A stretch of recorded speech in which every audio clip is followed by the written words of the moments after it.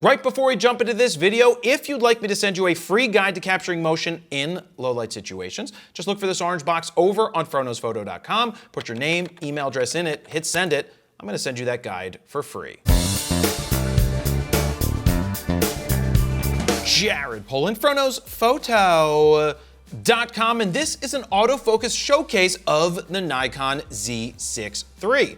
Now, if you haven't checked out the preview that we already posted from the Nikon Z6 III, the link is down below. Now, in this video, we're going to go into more detail showing you the autofocus in the real world in action. In the preview video, we showed you a little bit, but here we want to take you fully inside of the camera to show you the good, the bad, the indifferent, show you the different scenes that I was shooting, show you what worked, show you what didn't work, and then at the end, come back here and show you some examples in the computer to see if it did hit time and time again, or if it missed the autofocus when trying to track a subject. Now, you'll see I was in a bunch of different focusing modes trying to see which ones worked the best. There was 3D tracking, there's the all-encompassing AF, and just look for the autofocusing points and see where they go. You might notice that they're laggy in some situations, but the focus more than likely hit in most situations. Now, what I mean by laggy, it's not the autofocus being laggy, it's the box on the screen showing to be laggy, and we'll see in the computer if that lag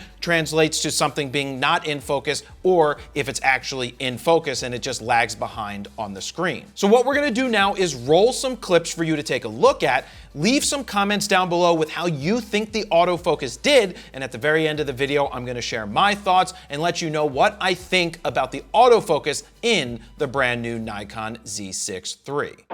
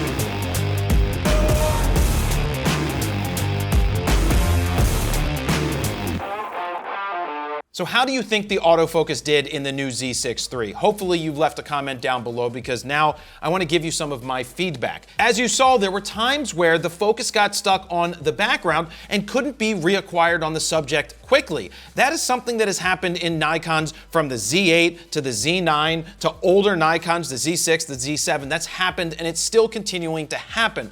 That is a minor thing. That is not a major issue. I found that the tracking was far superior to any Nikon Z5, Z6, Z7, any of the early stuff, and I found that it was much closer to the Z8 and Z9 than it is to the Z6 II and the prior versions. As I've said before, and I said it in the preview, it comes down to the hardware now being capable of pushing the autofocus to where it needed to be all along. And one of the things that I noticed, and it was really good, is that if I was locked on a subject and then there was a distraction, another subject got in the way, it didn't switch focus like it used to. It used to switch to the thing in the foreground because it's like, oh, I need to focus on this thing. And all of my settings were set properly to stay sticky on the subject. Well, now it stays sticky on that subject for the most part without getting distracted. Now, I did find when I was shooting with the 1.2 lenses that it was all over the place. The focus did not hit when I was trying to rapid fire shoot and just trying to get fast action. And that is more so due to the lens. It's slower focusing, but when I put on the 70-200 2.8 and shot the same exact subject, the autofocus was spot on, fast, didn't have a problem. But you will notice when it comes to the boxing that even though face detect is on, it should just stay locked and sticky on the face even if a glove gets in front of the face.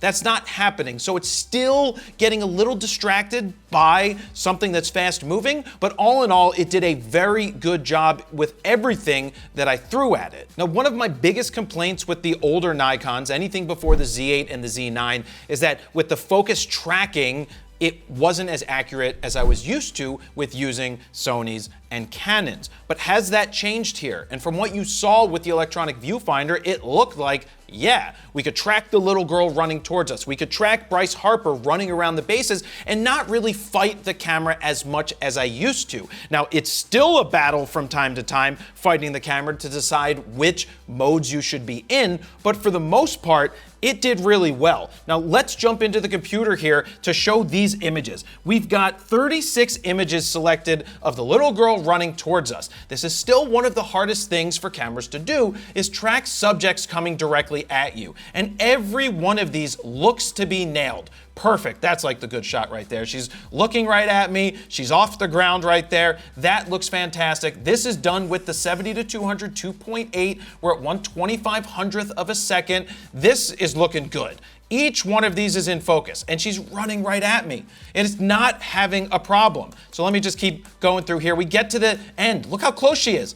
It's still perfectly focused right on the eye where it needs to be. And then we get all the way to where her head is turned, and you're like, yeah, well, even if it's on the ear here, it doesn't matter at all. Now that's one situation where I have her running towards me.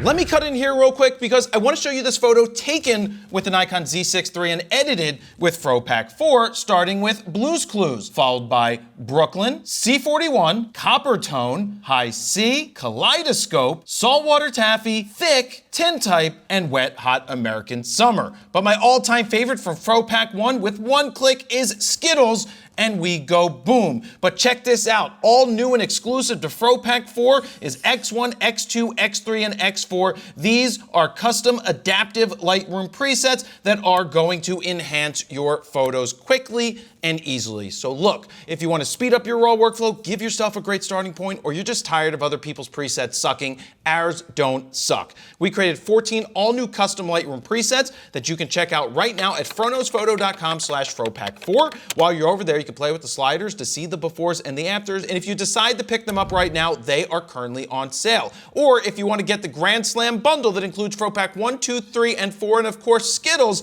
you can save even more. Now, let's get back to the video.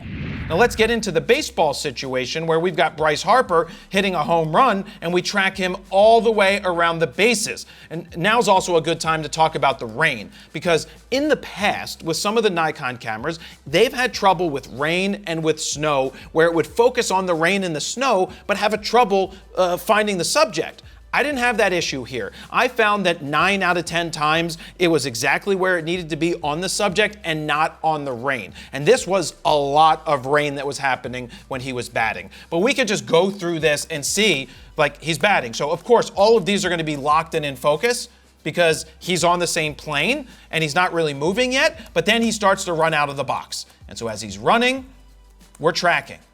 We're locked on. It's not on the rain. This is completely in focus and looks fantastic. And I'm just tracking him around the bases. Then I take a beat, reacquire him coming around second base. Yes, you do notice the boards right here because I am shooting at 20 frames per second with the electronic shutter. I will say in the future, I'll try to lock in the high frequency flicker reduction so that I don't get the board flickering as much. But he's still in focus as he's rounding, and he gets closer to me, focused, focused, focused, all the way focused. In the older Nikons, especially the Z6 II, this wouldn't be the case. I would not be able to get the focus time and time again to stay locked as he ran around the bases because there would be distractions, and then he would go out of focus. In this case, not a problem at all. So my thoughts? Nikon really knocked it out of the park here. They finally got to the place where I've been saying the autofocus has needed to be since they went to the Z6 and the Z6 II. And the whole world was like, Jared, you're wrong, firmware. It's all about the firmware. They're gonna update the firmware and the autofocus will get better. Your Z6, your Z6 II will never focus like this. If you have a Z6 II and you're perfectly happy with it, there's no reason to consider an upgrade at this time because the image quality basically going to be the same. But if you had trouble with autofocus, like my buddy Greg who shoots professional, has a bunch of Z9s, he was waiting for a Z6 because he uses it as a separate camera.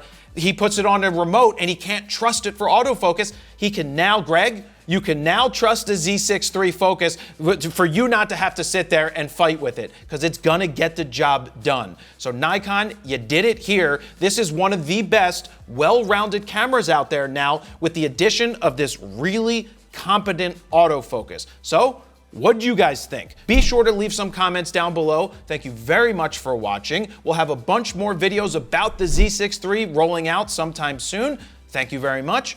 Jared Polin, FroKnowsPhoto.com. See ya.